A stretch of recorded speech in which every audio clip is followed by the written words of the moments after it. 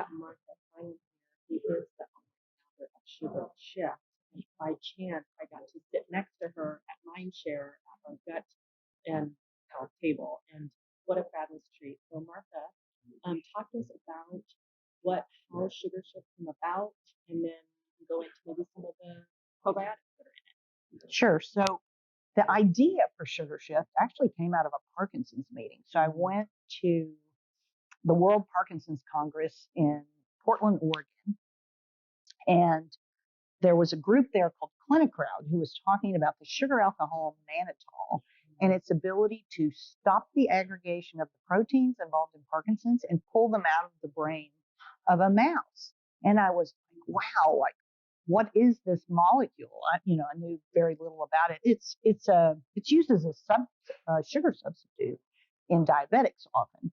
But I came back and I bought this little mannitol chemistry book. It's like this thick, and I was like, this molecule is amazing. And the first chapter in the book was about microbes that actually convert other sugars into mannitol. And humans don't use mannitol. We pee it out. So I said, wow, well, what if we could make a system of bacteria that can work together to convert the excess glucose and fructose from our diet, and we would just pee it out. And so and at the time, John was, he had ups and downs over the years, and he was kind of in a down period. And so he was using a cane, and he was unable to really navigate through a crowd that's stopping and starting. And so I got with a friend of mine who came from the probiotics industry, and we kind of brainstormed how to put this team together and came up with a prototype. And in 60 days, we had 100 bottles of our little prototype, and we gave it to John. And within 30 days, he was no longer walking with a cane. He was able to navigate through the crowd, and we were testing his microbiome all along the way. And we kept testing it for 120 days, and we could see how it was moving back closer and closer to the healthy human microbiome profile. And over the course of the year following that, his UPDR score, which is a measure that neurologists use to how advanced your Parkinson's is. And the higher the number, the more advanced. And so his number had been a 35, and it dropped down to a 20. And it stayed at a 20 for 4 years until he had COVID. And so COVID was really, it's pretty devastating if you already have a compromised system. But what we ended up doing, we didn't really bring it to the market right away, but we eventually, during COVID, decided to pivot from collecting stool samples and doing the research work we were doing because of the risk of collecting whole stool samples. And so we took this product and some other products that we had brainstormed about all the health problems people have, and looking at building these systems of microbes that work together as a team to put back functions in the gut. And so we brought those to market in 2022, late 2021, 2022. And, very grateful to Dr. Davis because he put us in his SuperGut book. And so that really kind of put us on the map a little bit. And he would talk about how different we are because we build teams, and most of the probiotics on the market are not a specific team. So we use basic computer modeling where we can show how microbes work together over time, which is how they work in a fermentation. Right. So with this, like, one of our key strains is a microbe called Leuconostoc mesenteroides, which you won't find in many probiotics, but it is a key player in almost every fermented food around the globe, if you look at that. And what it does is it sets up the environment, like takes the oxygen out of the environment and sets it up for the lactic acid, the other lactic acid bacteria, the bifidobacteria, which is not oxygen tolerant. And so we went on to do a clinical trial in diabetes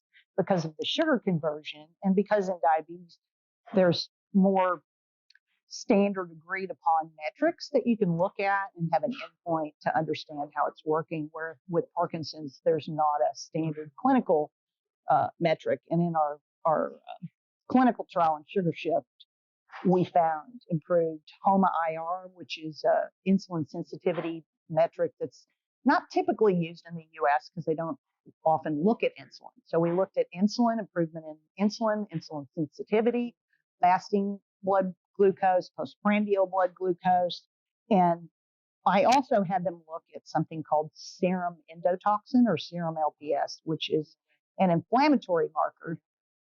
And what's interesting about that, it comes from gram-negative bacteria, which can be a problem in an aerobic gut.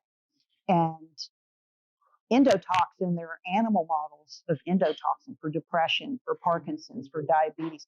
There's a long list if you go look in the literature. And so that was one of the most significant markers that we changed, was a reduction in serum endotoxin. And then in the microbiome data, we also showed that the lipid A and the other components of the endotoxin were actually.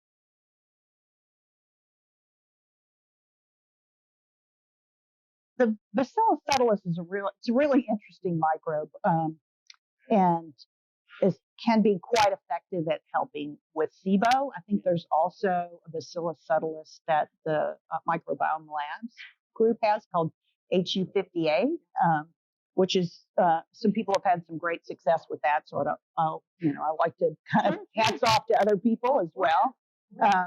But this Bacillus subtilis is one of the mannitol producers.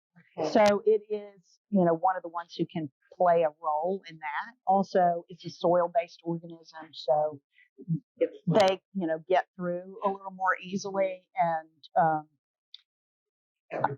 one of the interesting things I found about it in a book I was reading about microbes is it's actually quite different than a lot of bacteria. So if bacteria run out of their food source, they start getting kind of aggressive, or they can get aggressive. And actually, Bacillus subtilis is an organism that they were talking about how it basically sacrifices half of its colony to feed itself. So instead of like feeding on you or doing it's really a community player, I would say. And it's also like I think was first identified in hay. It was called hay bacillus, which we used to breathe in and be outside with all the time. So anyway, it's an amazing. Yeah, it's an amazing product. So bacteriocins are, for people, I try not to get too technical on the terms, but they're very targeted antibiotics. So instead of what we take all these broad spectrum, they kill everything. These bacteriocins are very specific to, certain bugs that they'll get rid of. So, and we have a number of strains. So we have a Pediococcus acidolactiaceae in here that it makes bacteriocins called Pediocin. Our Lactobacillus plantarum makes bacteriocins, and then the Bacillus does it as well. So you're kind of targeting a pathogenic profile and getting rid of those.